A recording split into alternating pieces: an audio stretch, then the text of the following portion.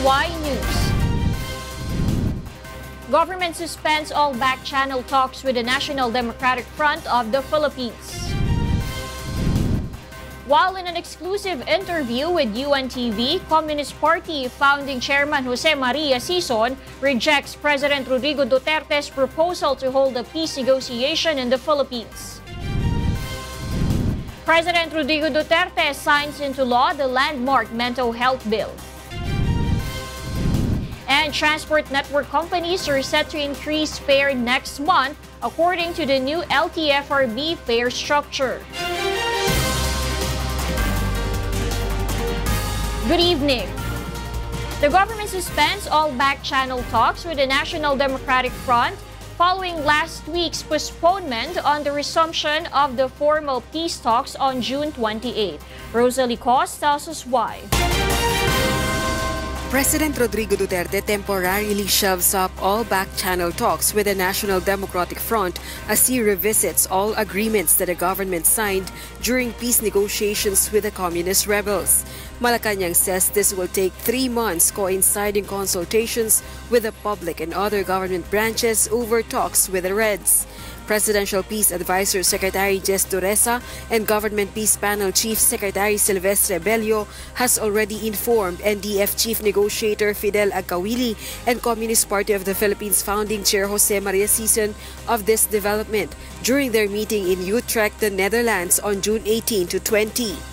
Alam naman po natin yung conduct ng peace talks, iba-ibang thrust ng iba't ibang administrasyon at yan lang ang gusto malinaw ng presidente na sang-ayon siya sa lahat ng mga pinasok ng kasunduan ng kanyang mga predecessors. The NDF in a statement agrees with the government's move as they also plan to conduct unilateral consultations to hurdle factors impeding the negotiations. They are also aware of the government's reasons in postponing the supposed peace talks on June 28, with both parties expressing intention to return to the negotiating table at an appointed time. Malacanang meanwhile assures that this move is not a setback in peace process as the president remains determined in reaching a peace deal with the communist group. Hanggang hindi sinasabi ng presidente na ayaw na yan, positibo po lahat yan. Rosalie Cos, UNTV News and Rescue, Malacanang. Communist Party of the Philippines founding chairman Jose Maria Sison rejects President Rodrigo Duterte's proposal to hold the peace negotiations between the government and the National Democratic Front here in the Philippines. Let's find out why from this exclusive report of Sinra Teruel. President Rodrigo Duterte on Tuesday insisted that the peace talks between the government and the Communist Party of the Philippines is a matter that concerns Filipinos, so it should be resolved within the country. Duterte said CPP founding chairman Jose Maria Sison should just return home, guaranteeing his and the NDF negotiating panel's safety. The president has long been pushing for lasting peace in the country and resumed negotiations with the Reds when he came to power in 2016. Bakit mo pupunta doon sa ibang lugar? Dito tayo mag-usap. I guaranteed him safety and security for the duration of the talks. But in an exclusive one-on-one interview with the UNTV News in the Netherlands, Sison turns down the president's proposal. He explains, the peace negotiations should be held on a neutral ground, with another country acting as the mediator, as is stated in the Hague Joint Declaration and Joint Agreement on Safety and Immunity Guarantees. Malaking problema kapag pilitin na ni Duterte na sa Manila ang venue. He also fears possible harassment from the military if he returns home despite Duterte's assurance. Malalagay ang negotiating panel at mga kaugnay na personnel nito, pati na ako, sa ilalim ng control at posibleng pananakot ng mga militar. Ibig sabihin disadvantageous or unfair for the NDF na yung labagin, yung nakatindig na agreement na sa foreign neutral venue at mayroong third-party facilitator. Sison also remains positive that disagreements between the NDF and the government will be resolved in spite of the latest setbacks in negotiations.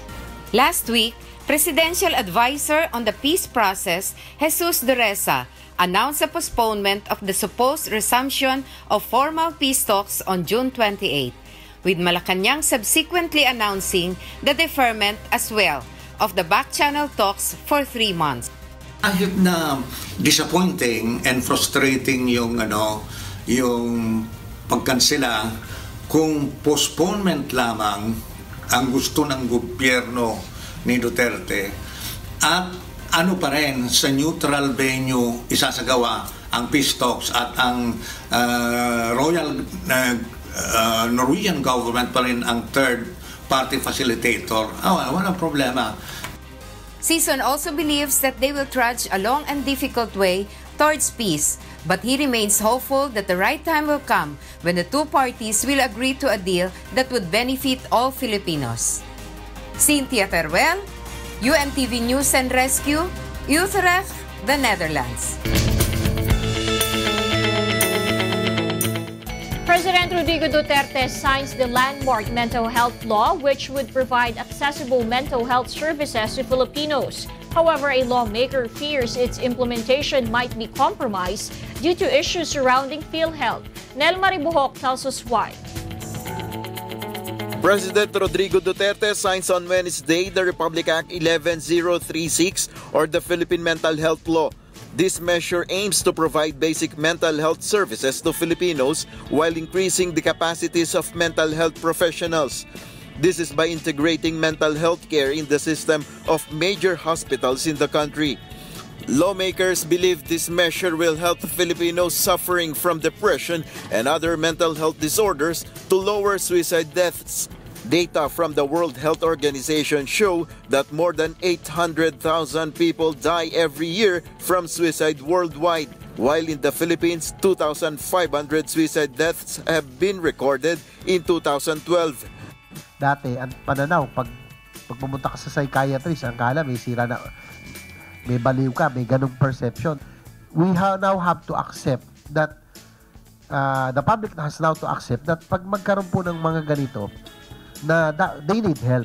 The government will allot budget for the program and the Philippine Health Insurance Corporation or Philhealth will now cover mental health care. But Senator Ejercito, chairman of Committee on Health and Demography, is worried over the implementation of the law amid the controversy surrounding Philhealth. We have to make sure that Philhealth's performance in the financial standing would be very good to implement the universal health care and the mental health care as well.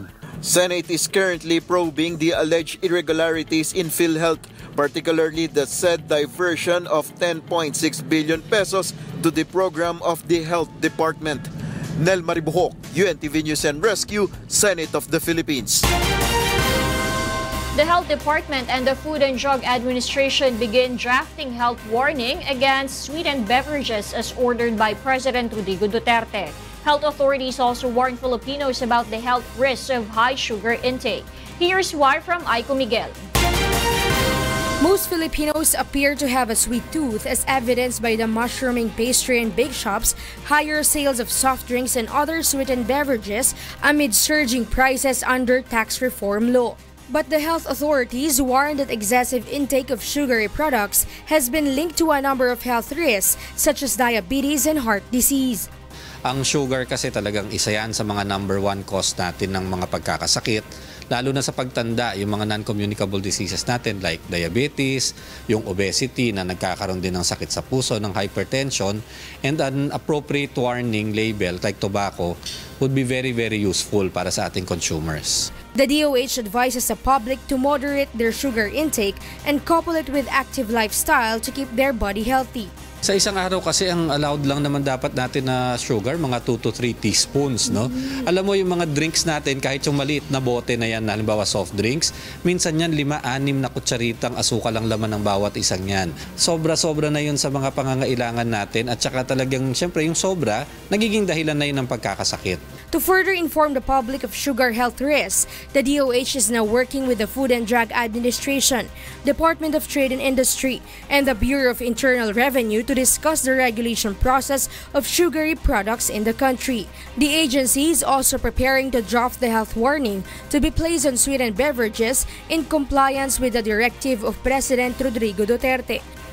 Health authorities also remind the parents to read and scrutinize food labels to ensure that they feed their children with healthy food.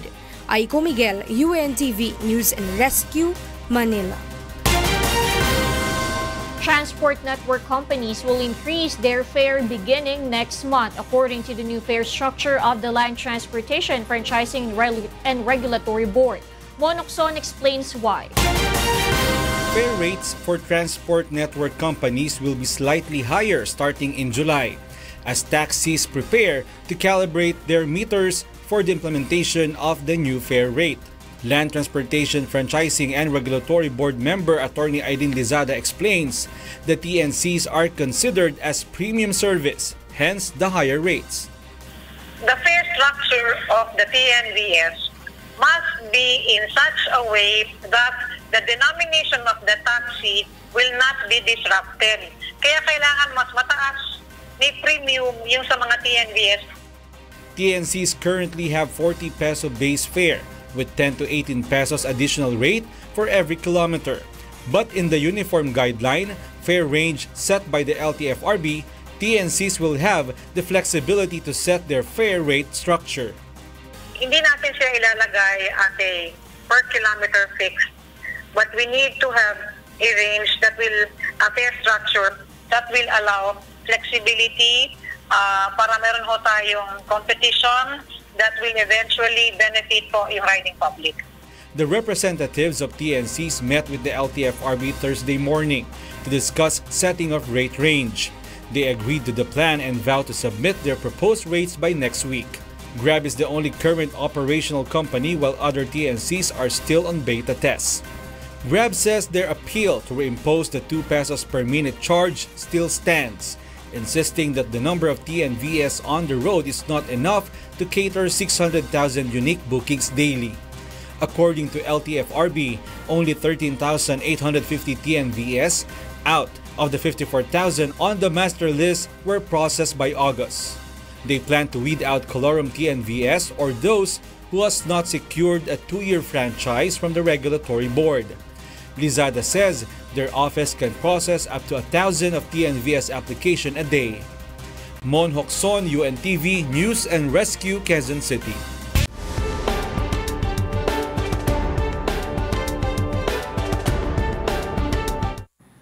Welcome back to Y News. We pick up from where Darlene Basingan left off. I'm Angelo Castro III, and here are the headlines.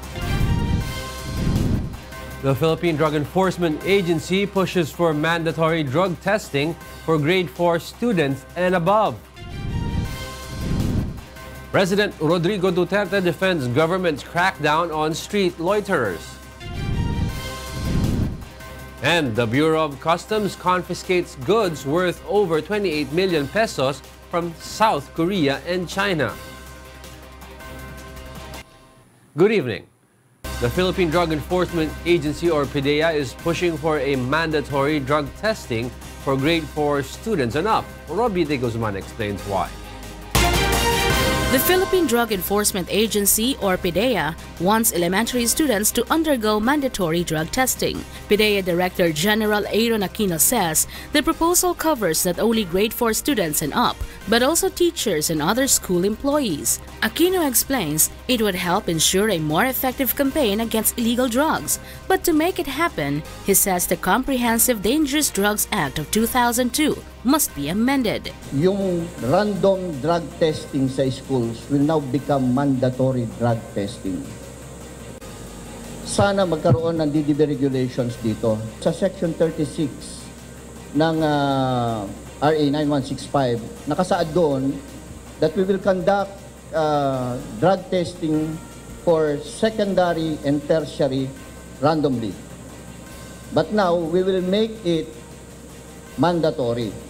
The PDEA chief claims some professors in some universities in the country are involved in illegal drug activities. He cites as an example a professor recently arrested who might be selling illegal drugs to students. Tignan nyo yung nangyari sa Cotabato. Siya ay isang presidente ng eskwelahan. Drug lord siya. Nakakumpiska kami ng almost 600,000 worth of shabu. Kung naalala nyo yung Cotabato Foundation College and Science of Technology in Cotabato, siya ang presidente doon, si Samson Mulao. Aquino also expresses alarm over the arrest of a 10-year-old caught in the act of using illegal drugs. This prompted PDEA to urge the Department of Education to teach students the negative effects of using illicit drugs such as the Millennial Party drugs. Malacanang meanwhile advises PDEA to consult DepEd first about the proposal. I'll have to consult with the Department of Education, Culture and Sports kasi po sila talaga yung may primary jurisdiction niyan, lalong-lalo na majority of our students are in public schools. No? So I'll have to consult with Secretary Briones. DepEd previously issued guidelines in conducting random and not mandatory drug testing in public and private schools. Robbie De Guzman, UNTV News and Rescue, Philippines. President Rodrigo Duterte defends the government's crackdown on street idlers. Rosalie Cos explains why. The Manila police apprehended over 100 street idlers last night in Manila for allegedly violating city ordinances. Police say the loiterers were caught in the act of smoking, drinking, and roaming half-naked in public. Some were minors who violated curfew hours. Ako po alam ko na bawal yun. Ba't di mo sinabi sa akin? Hindi, sa palaran lang ako para makabili ng ulam. Ngayon lang po sila kasi nagpupas sa computeran, niyaya sila ng kaibigan nila. Amid the outcry, President Rodrigo Duterte calls on the public to just comply with a controversial policy against street idlers. The chief executive argues the crackdown would help prevent crime and instill discipline. Itong nangyari ngayon, martial law, tapos yung utos ko sa pulis na yung mga tambay, sundin lang ninyo yung utos ko. Wala namang ina-aresto. I just don't want you using the streets to loiter. The government once again insisted that only criminals should be afraid of the policy and not law-abiding citizens. The president guarantees that the campaign would not violate the rights of loiterers. Huwag ka mag-istorbo ng tao, para yan sa peace-loving citizen. If you're a son of then don't show your face there. Hindi ako lalampas dyan, hindi rin ako babae. Straight lang yan. Wala, hindi rin ako abuso, basta sunod lang. Meanwhile, the palace denies that around 7,000 street idlers have already been apprehended. Ang nangyari po siguro dyan, nasita no less than 7,000. Sabihin, ano ginagawa dyan? Umalis kayo dyan, kasama na yan sa 7,000. Kasi po talaga physically, may problema na po tayo sa mga pulong ngayon, hindi na magkasya. So, saan pa nila dadalhin yung 7,000, no? Rosalie Cos, UNTV News and Rescue, Malacanang. The Public Attorney's Office will look into the case of 19-year-old Genesis Argonio, who died while in police custody. PAO Chief Persida Acosta says they are just waiting for the result of the autopsy following reports that Argonio sustained blunt injuries. Acosta adds her office is ready to help in the case, though she is yet to talk with the family of Argonio. At ang PAO po naman handang magbigay ng legal assistance.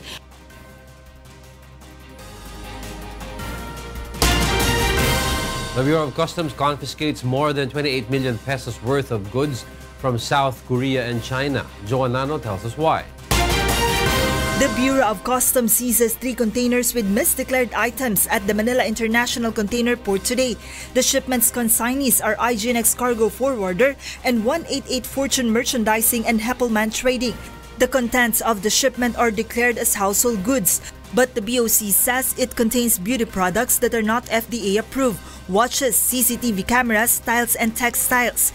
The agency says it will destroy the fake products while other items will be auctioned. If it is fake, a violation ng IPR or yung mga other items na not fit for use for human consumption, they will be destructed. The BOC also intercepted 6 container vans with fake designer clothes and galvalume steel coils at the South Harbor port. The agency says the products were also misdeclared and were consigned under Generic Import Trading and Megabondan Steel Indent Trading Corporation. BOC records revealed that the Megabondan Steel had previously been involved in the case of more than 100 missing containers at the Manila port. It is also facing complaints before the Department of Justice. In line with this, the agency will issue warrant of seizure and detention and will revoke the accreditation of the importers of the seized cargo. The importers will also face charges for violating the Customs Modernization and Tariff Act, Intellectual Property Code of the Philippines, and FDA Act of 2009.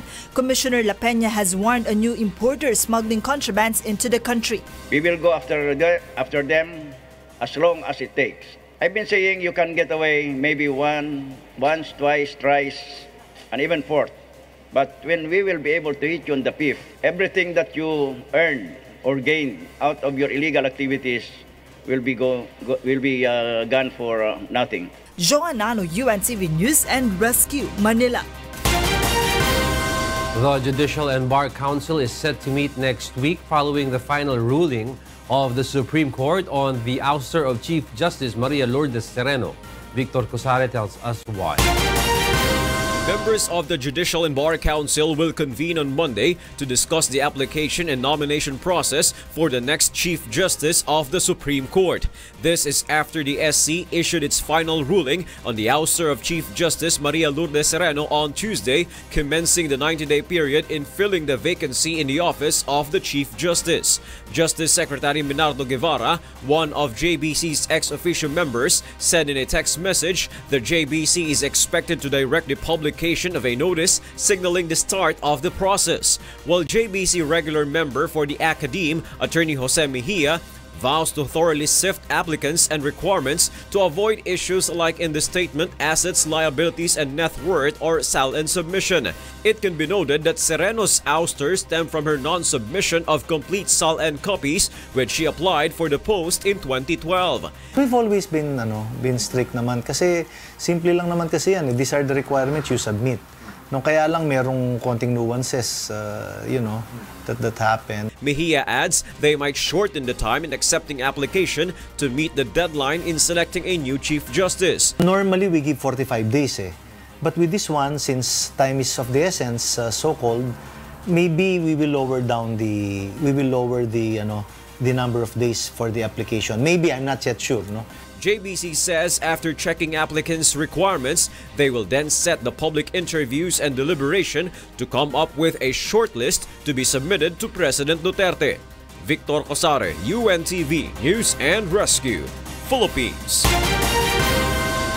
President Rodrigo Duterte's stint as the country's chief executive will not be extended under the proposed new charter of the Consultative Committee. Maya Bermudez tells us why. There has been a lot of attempts to push charter change or cha-cha by the past administrations.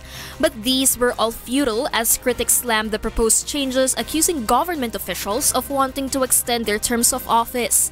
But earlier, former Supreme Court Chief Justice and now Consultative Committee Chair Renato Puno assured that expanding President Rodrigo Duterte's stay in office is not among their proposals. He has repeatedly said in public and also in private that beyond 2022 he will be out of public office, meaning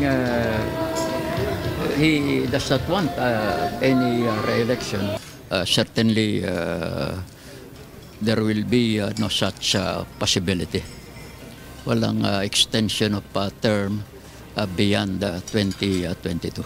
Presidential spokesperson Secretary Harry Roque also reiterates the Commander-in-Chief's stance of zero interest in staying in power beyond his term. He's not interested even in becoming a transition leader. As for the VP, please let her comment on the issue. Apart from the president, other incumbent officials will not also be allowed to seek term extension as they are mandated to vacate their seats in 2022 as part of the transition period to federalism. These include politicians participating in the 2019 midterm elections. The consultative committee targets to submit their first draft of the new charter in the coming weeks. May Bermudez, UNTV News and Rescue, Manila. The Environment Department allows compliant hotels and resorts on Boracay Island to accept advanced booking. Here's why from Vincent Arboleda. Hotels and resorts on Boracay can begin accepting advance booking by all means as rehabilitation work in the island is now halfway done.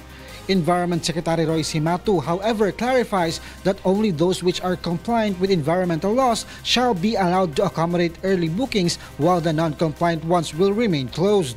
Those establishments who are not yet compliant and still have some cases, that is a big no for them. So I encourage them now to make some changes or make some corrections in their violations of environmental laws.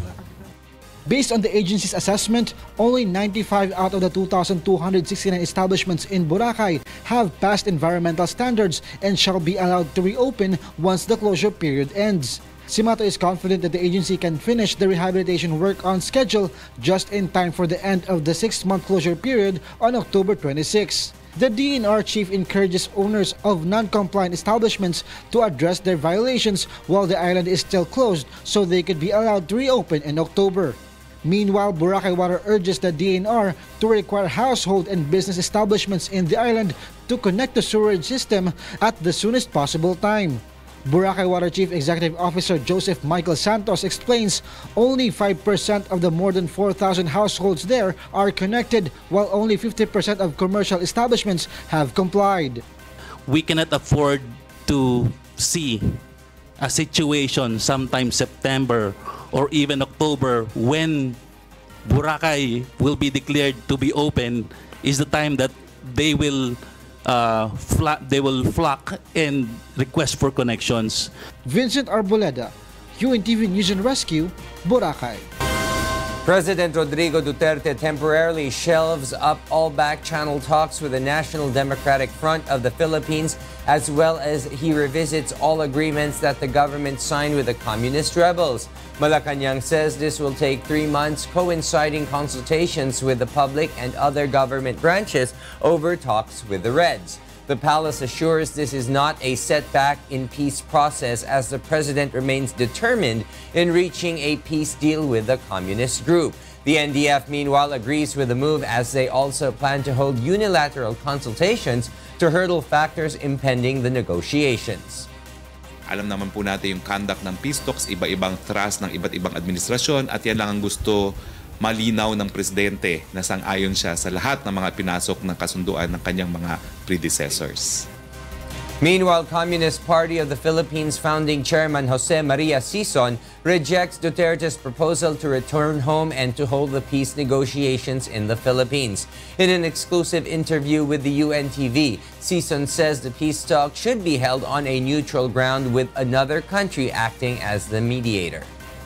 Malalagay ang negotiating panel at mga kaugnay na personnel nito, pati na ako, sa ilalim ng control at posibleng pananakot ng mga militar. Ibig sabihin disadvantageous or unfair for the NDF na yung labagin, yung nakatindig na agreement na sa foreign neutral venue at mayroong third-party facilitator.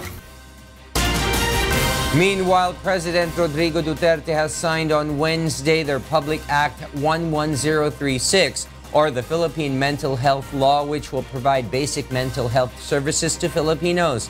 The measure also aims to increase the capacities of mental health professionals by integrating mental health care in the system of major hospitals in the country.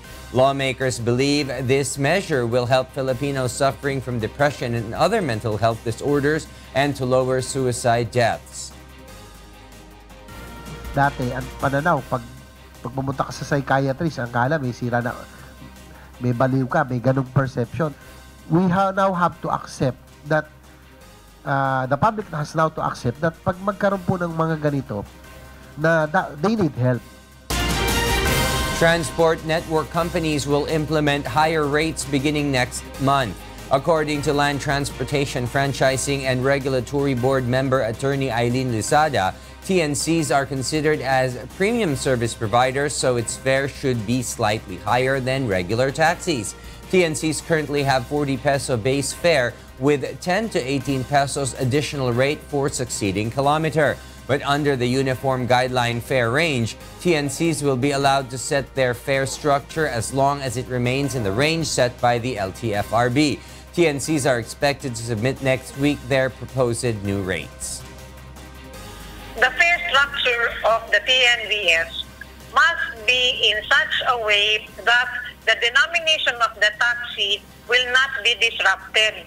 Kaya kailangan mas mataas ni premium yung sa mga TNVS para hindi natin ma-disrupt yung denomination ng taxi. Para doon sila, they cater to their certain sector ng mga mananakay. Hindi sila mag-aagawan on the same set of riders.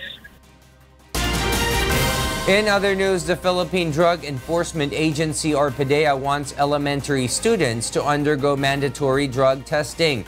PDEA Director General Aaron Aquino says the proposal covers not only grade 4 students and above, but also teachers and other school personnel.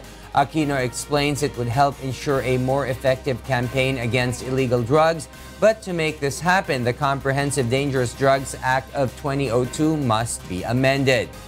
Yung random drug testing sa schools will now become mandatory drug testing. Sana magkaroon ng DDB regulations dito. Sa Section 36 ng RA 9165, nakasaad doon that we will conduct drug testing for secondary and tertiary randomly. But now, we will make it mandatory. The move follows the arrest of a professor allegedly selling illegal drugs after he was found possessing 600,000 pesos worth of shabu. Aquino was also alarmed over the arrest of a 10-year-old caught in the act of using illegal drugs, prompting calls on Department of Education to teach students the negative effects of illicit drugs. Yung nangyari sa Cotabato, siya ay isang presidente ng eskwelahan. Drug lord siya, nakakumpiska kami ng almost 600,000 worth of shabu. President Rodrigo Duterte defends the government's crackdown on street loiterers, arguing that this would help prevent crime and instill discipline. The chief executive also calls on the public to comply with the order and that law-abiding citizens should not be afraid of the policy. The president's statement comes amidst the outcry on apprehending street idlers that police say they are violating local ordinances. Huwag ka mag-istorbo ng tao, para yan sa peace-loving citizen. If you're a son of then don't show your face there. Hindi ako lalampas dyan, hindi rin ako babae. Straight lang yan.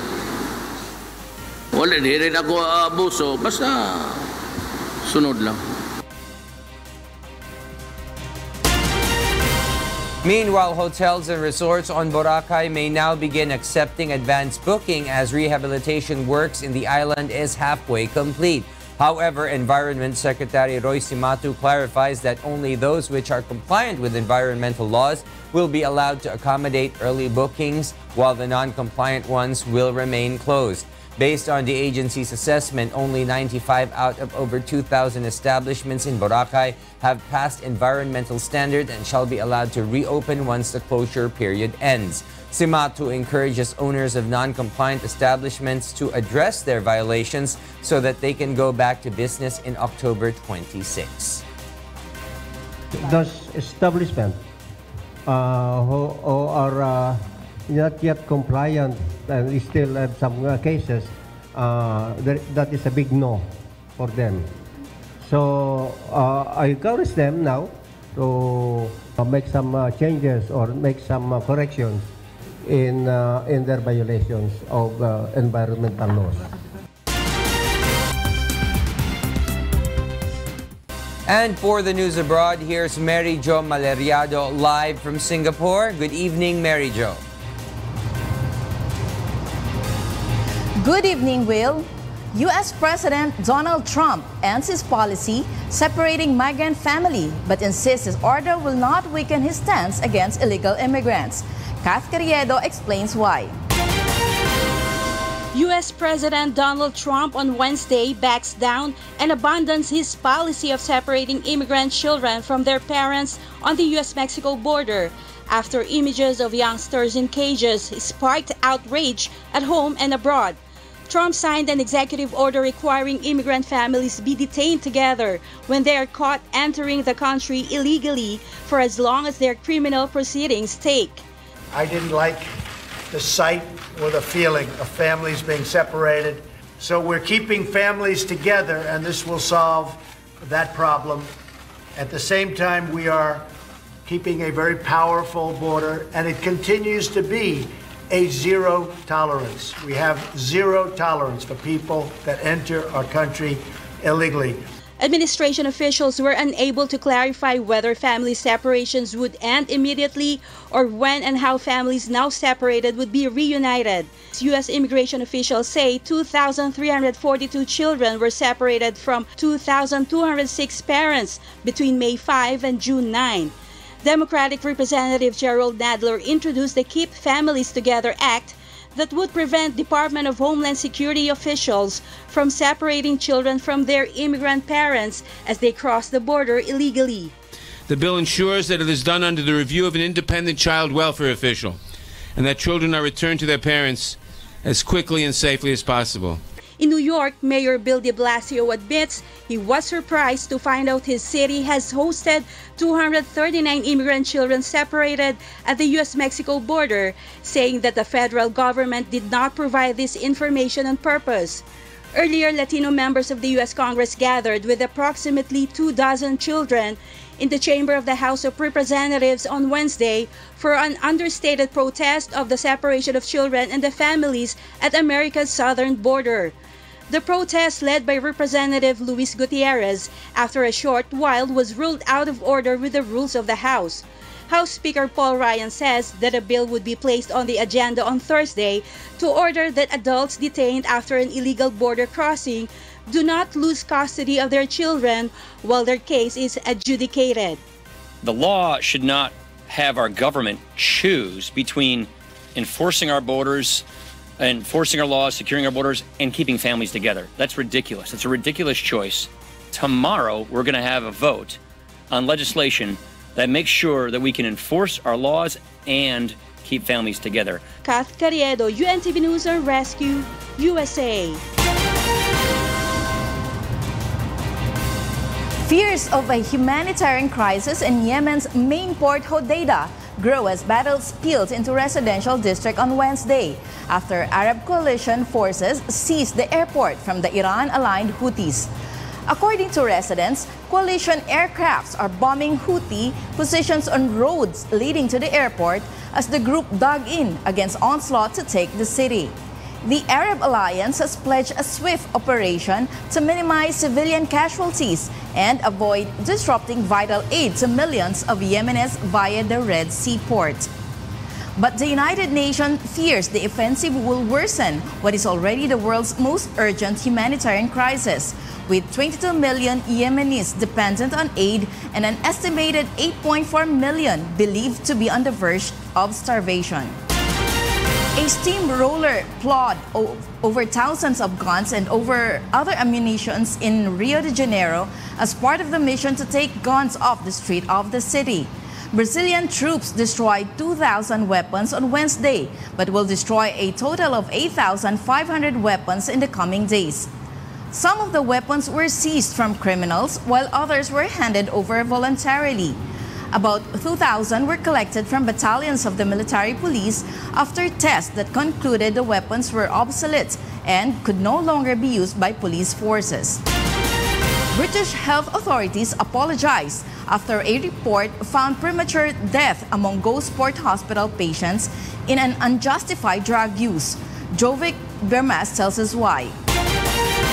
More than 450 patients died prematurely in a British hospital after they were given powerful painkillers with no medical justification, in what a damning report found was a disregard for human life.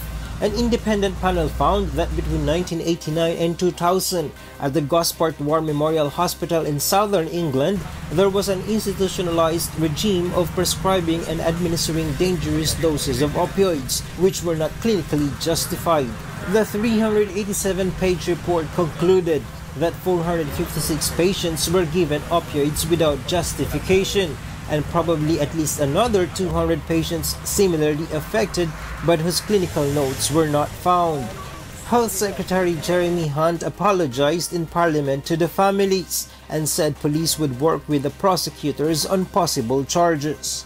The police, working with the CPS and clinicians as necessary, will now carefully examine the new material in the report before determining their next steps, and in particular, whether criminal charges should now be brought. The report noted the Gosport deaths and the concerns raised about them occurred at the same time as it was revealed that British family physician Harold Shipman, dubbed Dr. Death, had been responsible for killing patients in his care with lethal heroin injections.